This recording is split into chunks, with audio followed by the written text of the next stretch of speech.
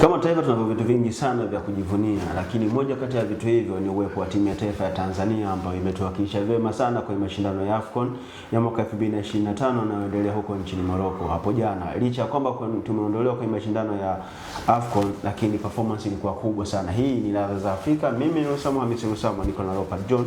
Tunapita kuangalia kile ambacho kilichotokea kwenye uwanja wa Prince Moulay Abdellah ambako huko tuwapelekea mtu wa maana sana wa Morocco mpaka ikafikia hatua akaomba msaada kwa mwamuzi.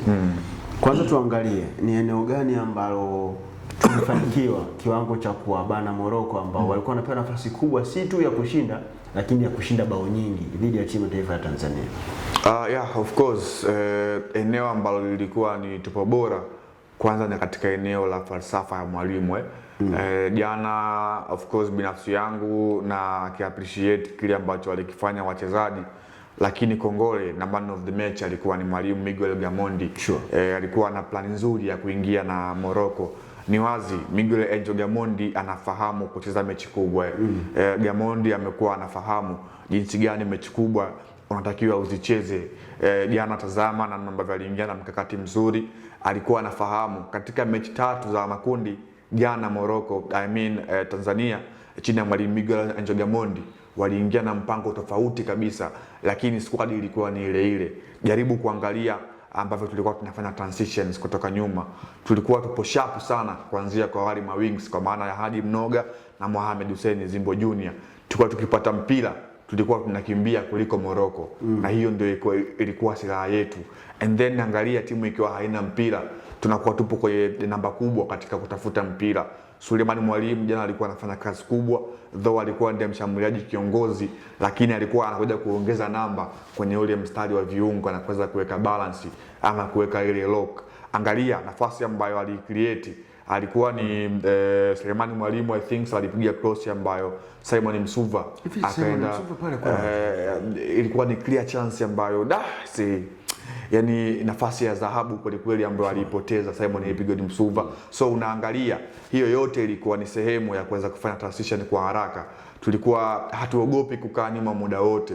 Tulikuwa tunatoka kwenda kuwashambulia Morocco kwa maana Morocco nao pia walikuwa wanakuja. Kwa hiyo katika dakika 15 za kwanza ilikuwa ni mechi ambayo ina kasi kweli kweli. Ilikuwa ni mechi ambayo kila timu ilikuwa inasogea kwenye lango la timu na timu pinzani. Unaangalia Morocco alikuwa anakuja mpaka wakaweza kufunga lile bao la offside ambalo lilifunga Saibari na baadaye VAR kuweza kukataa kwamba ni alikuwa amekwisha kuotea. Kwa hiyo ulikuwa unaangalia timu zote mbili zilikuwa zinashambuliana. Katika robo ya pili ya mchezo Tanzania tukaamua kuwapatia mchezo Morocco na kuweza kuwa timu ya pili kiwanjani. Unaona bado tulikuwa tuna ile strength kiwanjani, tulikuwa tunapambana. Kila mchezaji alikuwa anafanya kazi yake ya ziada. Jana mwalimu Walid Legragi aliingia na mkakati tofauti. Jana alikuwa unaangalia katika eneo la midfielder kulikuwa hakuna wale viungo wake ambao tulikuwa tunazungumza sana kwa maana ya Azedine Unai ambaye alikuwa anaweka pacha na Sufiani Amrabat. Jana hao walikuwa hawapo. Morocco walikuwa wakiwa wana mpira walikuwa wanashambulia kwa namba ya shambuliaji 5 kwa maana utamkuta pale Ayubu El Kabi, alikuwepo Ezazuri, alikuwepo Saibari, alikuwepo Diaz, alikuwepo na bwana mdogo alikuwa anacheza katika eneo la midfielder. Kwa hiyo wao mkakati wao ulikuwa ni kushambulia muda wote. Ndio maana alikuwa ameweka namba ya washambuliaji wengi mwalimu Walid Legragi. Morocco walikuwa wakishambulia walikuwa wanaweka mfumo wa 4-1-4-1. Unaona kabisa walikuwa wana hiyo falsafa kwa maana wakati wakiwa hawana mpira walikuwa wanaweka shape ya 3-5-2. Kwa hiyo unaangalia Morocco ya mwalimu wao Walid Legragi alikuwa ana plani ya kushambulia, wakati huo pia akiwa hana mpira akiwa ana plani nzuri akiweka namba nyingi ya viungo ili waweze kucompete na viungo wa Tanzania. Lakini Gamondi angalia falsafa yake ilikuwa bado ni ile ile, alikuwa ana jinsi gani ambavyo Morocco walikuwa wameingia, lakini pia yeye kuweka mkakati ambao ulikuwa una faida kwa timu kwa ujumla. Unaweza ukawasifu wachezaji walikuwa wana endurance kiwanjani, walikuwa wana uvumilivu, walikuwa wanakimbia sana, walikuwa wanajitoa mmoja mmoja. Ile teamwork ilikuwa inaonekana kwamba walionyesha hawakuingia hatua ya 16 bora kwa kubahatisha, bali walikuwa wana kitu cha ziada ambacho walikuwepo nacho na ilikuwa ni endurance kwa moja. Ile confidence ya kwa wachezaji wa timu ya taifa ya Tanzania imetoka wapi? Kwa sababu Kucheza kwenye namba kubwa ya mashabiki, baadhi ya wachezaji wamecheza kwenye mechi za Simba na Yanga, umati mkubwa unakuwepo vile. Lakini kwenye ngazi ya timu ya taifa, kwenye stage kubwa kama ile, kunakuwa na utulivu na commitment ya hali ile. Hichi kitu hatukuwahi, yani sio kitu ambacho kimekuja tu from nowhere, lazima kulikuwa kuna maandalizi. Hatukuwahi kuki-experience hichi kitu.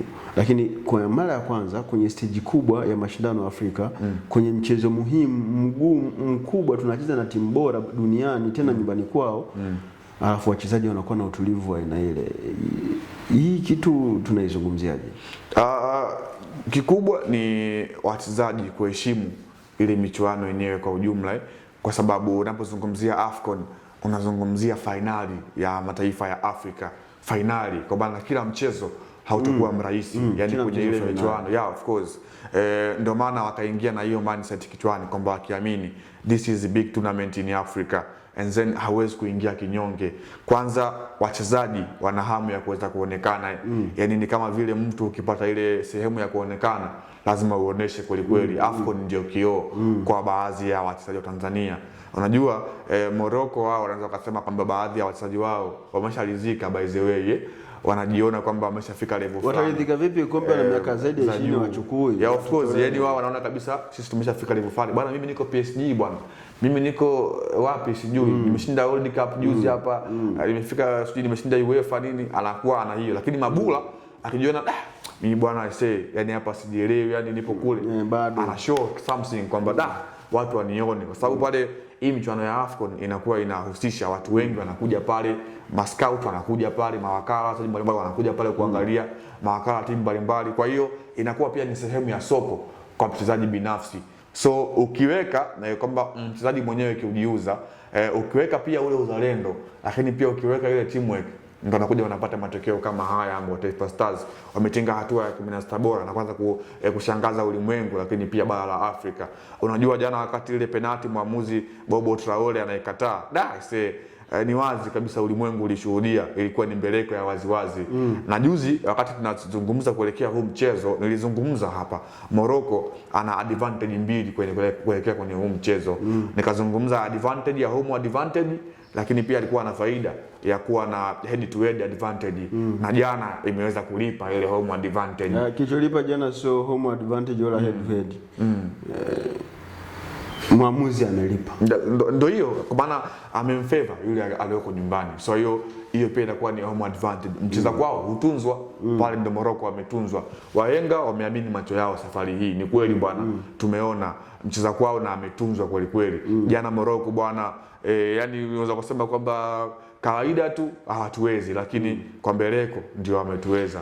Tulicheza vizuri, kila mmoja nakubaliana na hilo, lakini kuna baadhi ya matukio yaliyotokea ambayo yalihitaji sharpness na concentration na utulivu kwenye lango la Morocco. Tulipoteza nafasi mbili za wazi clear chances. Zile nafasi hata mwanangu Shakuru anatupia, hasa ile ya Msuva. Mwanangu anajitwisha. Hivi ile ya Msuva na ile ya Faisali ipi ilikuwa ni simple? Zote zilikuwa simple. Yani zote zilikuwa simple. Ile ya Msuva ilikuwa simple zaidi kwa sababu tayari golini hakuna mtu. Unaweza ukasema kwamba pale pengine Msuva alikuwa anakimbia na alikuwa hajatulia, lakini ndio maana akapiga kile kichwa ambacho kilipaa juu ya lango, lakini ni kweli alikuwa anakimbia. Faisali alikuwa amesimama. Yani alikuwa anakimbia tena alikuwa anahofia pengine yuko offside. Kwa hiyo ndo akawa offside pale, na kipindi alikuwa na Suleiman Mwalimu ameshafika kwenye touchline kabisa, hiyo offside ilikuwa inatoka, lakini ile Faisali imepigwa bwana, Zimbwe kaipiga Bono kamtemea mtu. Yani pale ilikuwa tu niku hata angepiga don't touch goal angefunga. Wakati Zimbwe anapanda na ule mpira, kabla hajapiga nikakumbuka mechi ya Simba na Gwambina. Maeneo yale hakika nituma hapa inabidi apige. Kweli akapiga. Lakini pia ile mechi ya Yanga na Mtibwa alifunga bao kama ile wakati akiwa na Young Africans. Mohamed Hussein siku za hivi karibuni tu. Kwa hiyo amekuwa na mwendelezo mzuri, lakini ni wazi bwana kwenye mchezo kuna makosa na Tanzania jana tumepata nafasi na tumeshindwa kuzitumia kwa sehemu. Lakini ni kitu gani tunapaswa kukifanya sasa ili next time tunapokuwa kwenye big occasion kama ile pale zinapopatikana nafasi tuna convert? Ila kuna mtu mmoja ni mchambuzi alisema ndio maana mimi sikucheza mpira kwenye daraja hilo. Yule mwamuzi leo mimi nilikuwa nafungiwa tena, sio tu na CAF, yani na FIFA wangenifungia tu mazima. Na mimi yule mwamuzi nisingemwacha jana. Unajua Osama, wakati michuano ya AFCON 2023 ikiendelea, Tanzania tukiwa timu shiriki, tukiwa chini ya mwalimu Adel Amrouche ambaye sasa hivi ni kocha mkuu wa Mavubi timu ya taifa ya Rwanda, alizungumza kwamba Morocco wanapewa favor katika mpira wa Afrika.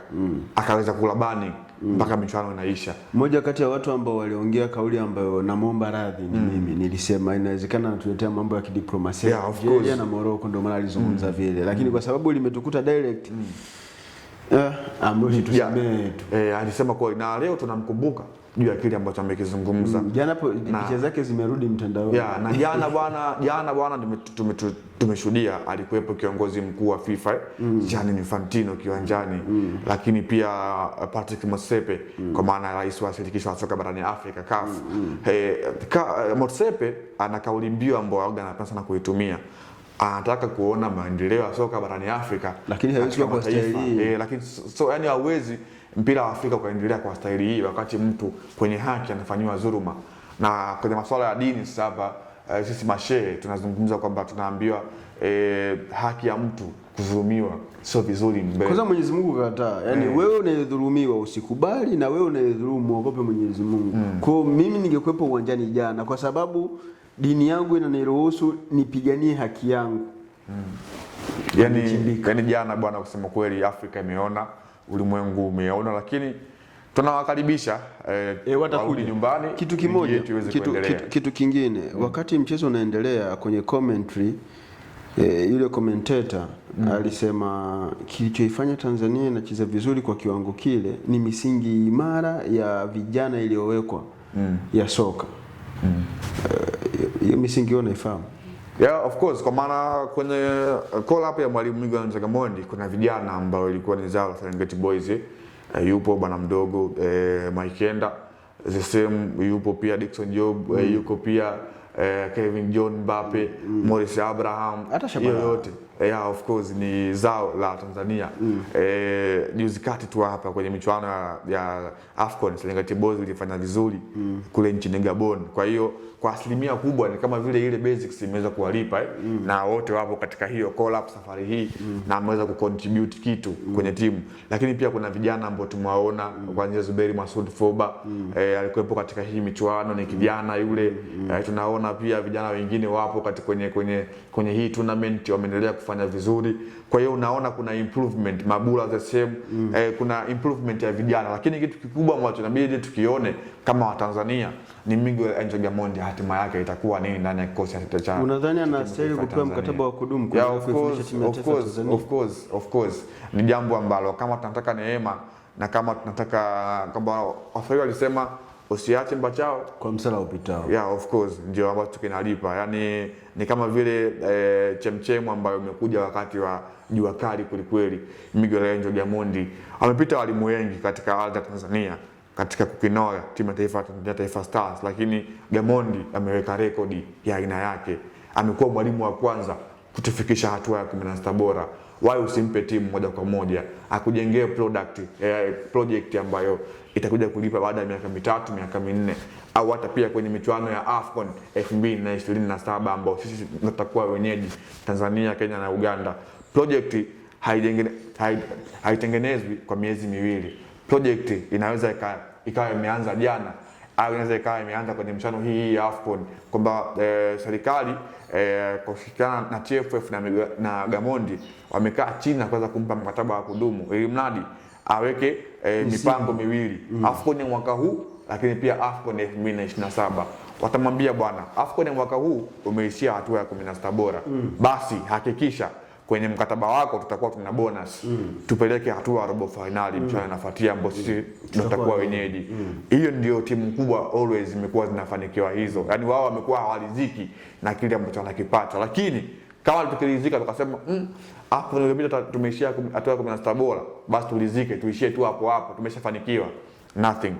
Tutakuwa tumejigonga sisi wenyewe kama vile game la nyoka yani. Lakini kama tukitaka mafanikio zaidi, lazima tumpe Miguel Gamondi muda mrefu wa kukaa na hiki kikosi, kwa maana Gamondi anafahamu nje ndani takriban asilimia kubwa ya wachezaji ambao wapo kwenye kikosi cha timu ya taifa ya Tanzania. Basi Miguel Gamondi anawafahamu wachezaji takriban wote, kama sio wote, lakini inakaribia hivyo, kwamba anaweza akawa na nafasi nzuri ya kuendelea kukisuka kikosi chetu cha timu ya taifa. Lakini Mr. Motsepe, I have some words for you.